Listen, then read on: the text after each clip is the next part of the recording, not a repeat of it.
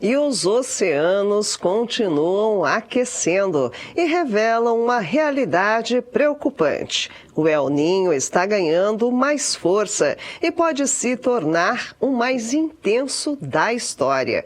Vamos agora aos detalhes. A temperatura da superfície do mar em julho deste ano foi a mais elevada já registrada. O alerta foi divulgado nesta segunda-feira pelo Serviço de Alterações Climáticas do Copérnicos, Observatório da União Europeia. De acordo com os cientistas, os termômetros atingiram a marca de 20,96 graus Celsius, batendo o recorde anterior de 20,89 graus Celsius, registrado em 2023. Um dos motivos para esse aumento foi as temperaturas excepcionalmente altas em grande parte do Pacífico tropical, área onde atua o El Niño. O dado revela que o fenômeno climático está ganhando cada vez mais intensidade, deixando autoridades do mundo todo em alerta. E o ritmo desse aquecimento chama a atenção. Outro levantamento mostra que na primeira semana do mês de agosto, as temperaturas no Pacífico Oriental estavam 2,6 graus acima do normal. Se a tendência continuar, esse poderá se tornar o El Niño mais intenso já registrado, superando o evento de 1997 e 1998. Na ocasião, milhares de pessoas morreram em diferentes partes do mundo em decorrência de enchentes, secas, fome, incêndios, calor extremo e surtos de doenças. Os cientistas alertam que existe um risco real desse cenário se repetir, com atenção especial aos efeitos do fenômeno sobre a agricultura, o que pode prejudicar as colheitas, e no fornecimento de energia. O El Niño atual tem pico previsto para o fim de 2026 e início de 2027, mas ainda não é possível dizer se ele trará consequências tão graves quanto as registradas em 1997 e 1998. Isso porque o comportamento do fenômeno climático ainda pode mudar. Mesmo assim, a velocidade e a intensidade do aquecimento já colocam ele em uma categoria incomum e reforçam a preocupação com possíveis impactos globais. Lembrando que aqui no Brasil são esperados grandes volumes de chuva na região sul, com alerta para enchentes. Já no norte e nordeste, o El Niño deve agravar a seca.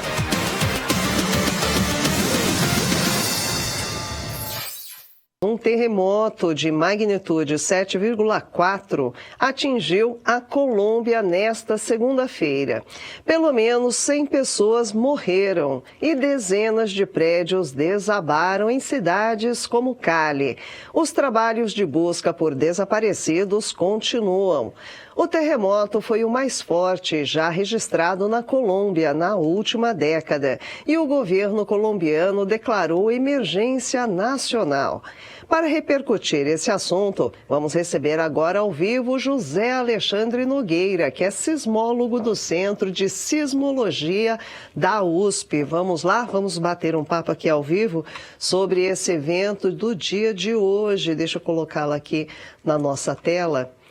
Olá, boa noite, muitíssimo bem-vindo, José Alexandre. Obrigada por participar aqui com a gente do Olhar Digital News.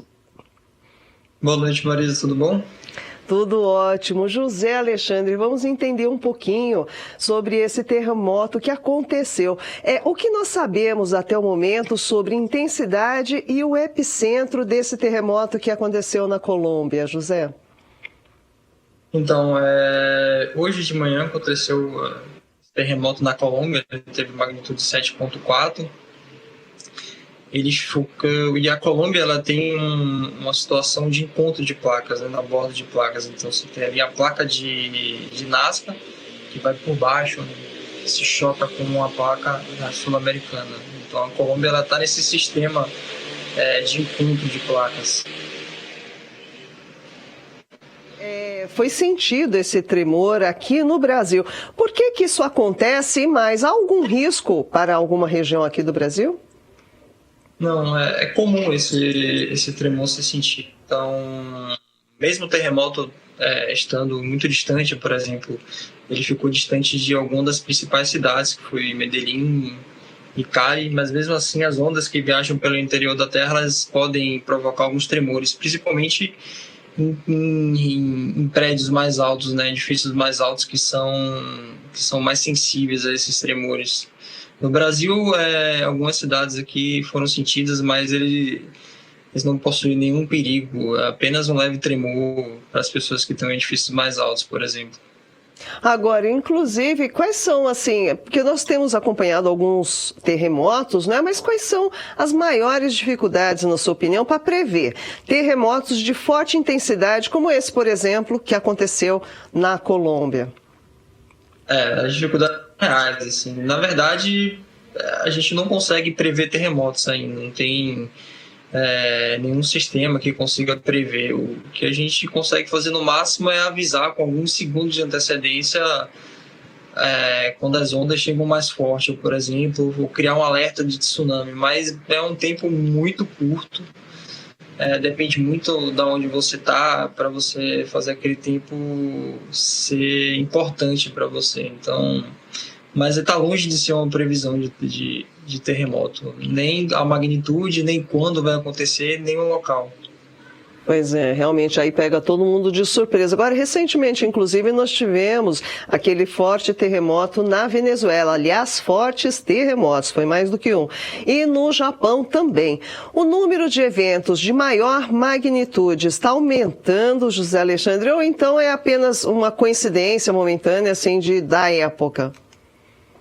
É uma coincidência. Na verdade, tem alguns fatores que importam nisso. Por exemplo, hoje em dia, com a tecnologia melhorando, a gente possui mais estações e uma rede mais densa de estações e estações mais sensíveis. Então, a gente consegue, na prática, registrar mais terremotos. E também tem uma sensação de a população estar em alerta, né? Com o último terremoto na Venezuela, que foi um terremoto extremamente destrutivo, é normal que tanto a mídia quanto a população de maneira geral esteja com a atenção mais voltada a esse tema. Uhum. E com um terremoto com essa intensidade, espera-se ter reflexos, ou seja, nos próximos dias na Colômbia, ou a princípio foi isolado? Então, é comum você ter reflexos, né, que são chamadas réplicas, que são terremotos que acontecem depois de um tremor principal, por exemplo, de grande magnitude. Muitas dessas réplicas podem ter magnitude semelhante ou magnitude maior até. É difícil de prever. Cai naquela situação sobre previsão de terremotos, né? A gente não tem como saber, infelizmente. Mas, em geral, porém isso está longe de ser uma regra, que as réplicas elas têm uma magnitude menor do que tiveram hoje, mas como eu disse, né, tá longe de ser uma regra. A gente tem casos historicamente de terremotos com magnitude similar ou réplicas até com magnitude maior. Pois é, tá bom. Muitíssimo obrigada, viu, José Alexandre Nogueira, por participar aqui com a gente hoje para falar um pouco sobre esse evento que acometeu a Colômbia. Muito obrigada e espero nos encontrarmos em outras ocasiões. Tenha uma excelente noite. Obrigado, Marisa. Boa noite. Tá aí, pessoal, mais um terremoto. Nós recebemos o José Alexandre Nogueira, que é sismólogo do Centro de Sismologia da USP, comentando esse evento que aconteceu na Colômbia. Pois é, preocupante, né? Você não ter como prever. Bom, esperamos que não tenham tantas vidas mais além das já divulgadas, não é?